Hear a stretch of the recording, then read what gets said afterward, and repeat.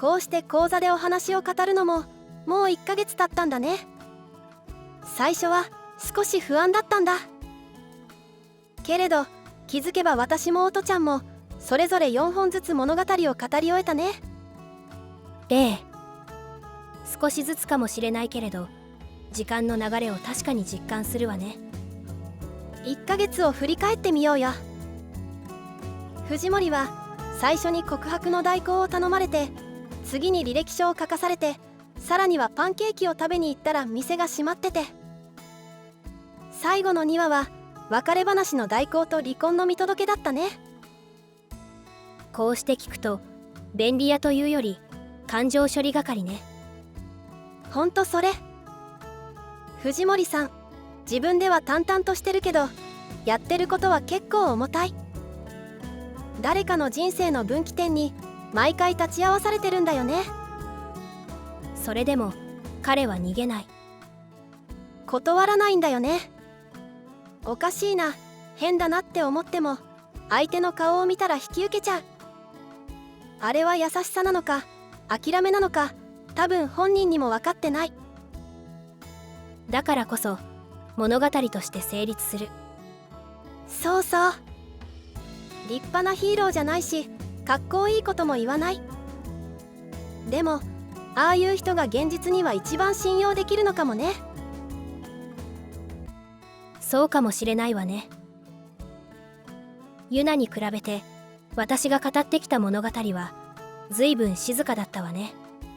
うん、精霊と死と儚い片思いの話だったね。ナキヤも愛野も天野さんも誰も声を荒げなかった。それでも確かに苦しんでいた。聞いてる側が胸を締め付けられるやつだね。ビオラは誰かを救おうという存在ではないの。名前を与えられて記憶を託された。でも不思議と胸に残るものはあったわね。これからビオラはどうなっていくのかな。何を見て何を感じてどんな詩を紡ぐのかな。私も気になるところね。そしてきっとそれがビオラの生きる理由になっていく。意味を理解していなくても心に残るんだと思うわ。雨の雫も同じだった気がする。天野さん、何も選べてないし何も言えてない。それでも恋は確かにあった。選べない恋ってさ、諦めることも進むこともできないから一番きついよね。大人になるほどそういう恋は増えるわね。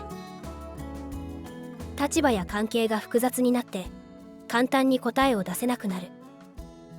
だからあんなに静かな話なのに後からじわじわ来るんだと思う。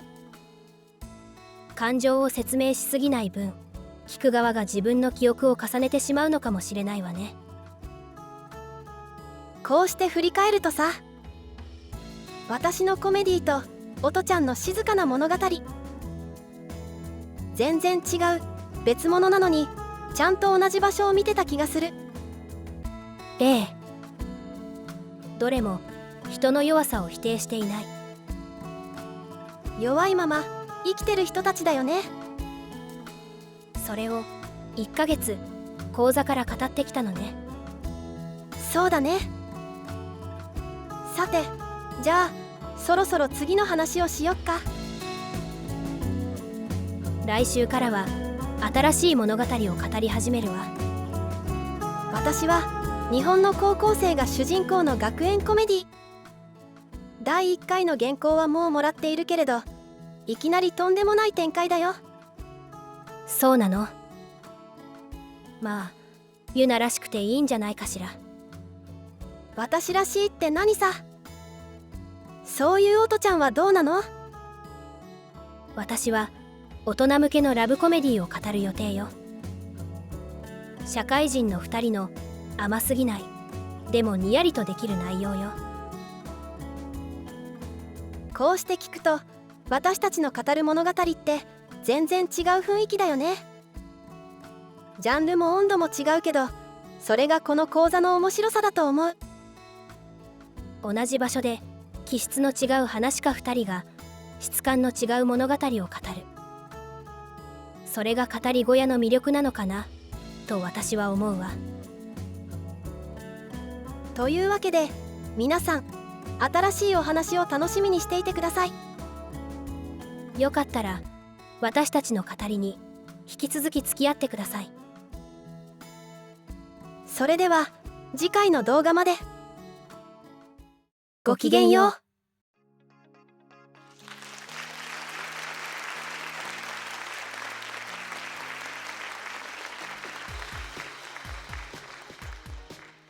最後まで見てくれてありがとう。